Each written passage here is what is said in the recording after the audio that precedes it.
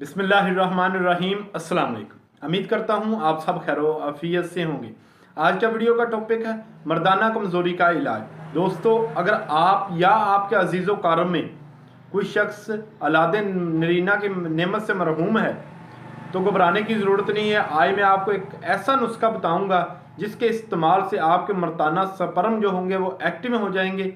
अगर आपके जरासीम डेड है या स्लगिश है वो भी एक्टिव हो जाएंगे। अगर आपको मर्दाना कमज़ोरी है या इख्तिलाम का मसला है या मर्दाना टाइमिंग का मसला है तो इंशाल्लाह इस नुस्खे से आपको चंद दिन के इस्तेमाल से आपके स्पर्म जो मुर्दा हालत में है वो एक्टिव होना शुरू हो जाएंगे।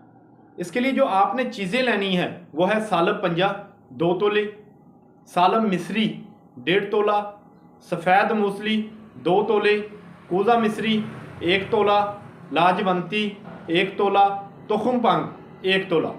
इन सब चीज़ों को मिक्स कर लें और मिक्स करने के बाद अच्छी तरह इसको ग्राइंड कर लें। ग्राइंड करने के बाद आपका ये सफ़ूफ तैयार हो जाएगा, आपका ये पाउडर तैयार हो जाएगा।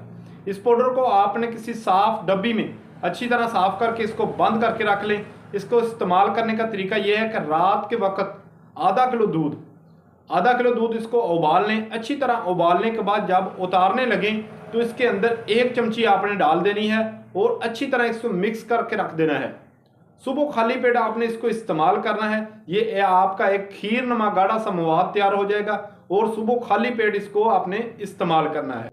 इसके इस्तेमाल से इंशाअल्लाह अल्लाह ताला के फजलो करम से आपके जो मर्दाना जरासीम डेड हो गए हों वो एक्टिव हो जाएंगे।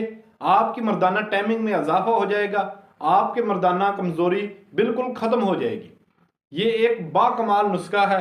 इसका किसी किस्म का कोई नुकसान या साइड इफ़ेक्ट नहीं है। इसको इस्तेमाल करें और इससे फ़ायदा हासिल करें। ये थी हमारी आज की वीडियो। मज़ीद इस तरह की वीडियो देखने के लिए हमारे चैनल को सब्सक्राइब करें। शुक्रिया। अल्लाह हाफिज़।